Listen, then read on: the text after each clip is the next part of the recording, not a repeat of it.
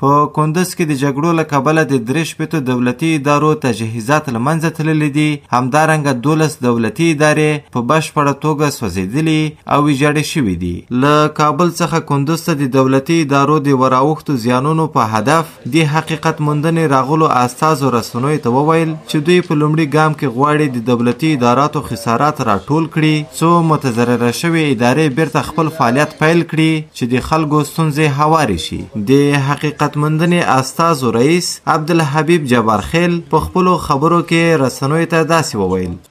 اینا را دوباره از سر تثبیت خساره کردیم با تثبیت احجام کاری از او و طوری که معاون سر اشاره کردن قسمت کوچکشن نمومانده کار که همون احجام کاری از یا را باید تثبیت قیمت بکنن که قیمت معلوم شود که به چه اندازه خساره به او رسیده و کدام اندازه بودجه باید به او تخصیص داده شود به خاطر یکی میشه.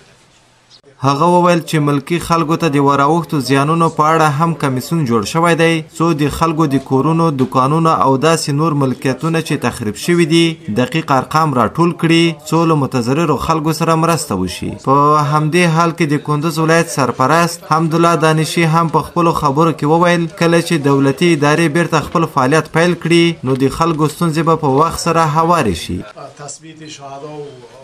مجموعین حادثه و کمیسیونی هم برای جمع‌آوری کمک ها و مدیریت کمک ها و توزیع کمک ها. خوشبختانه ریاست دولت جمهوری اسلامی افغانستان هیئت بسیار با صلاحیت و بزرگی را به غرض بررسی خسارات وارده بر دفاتر ادارات دولتی و ملکیت های عامه فرستادند که در رأس جناب جبارخیل صاحب قرار داشت و اینا هم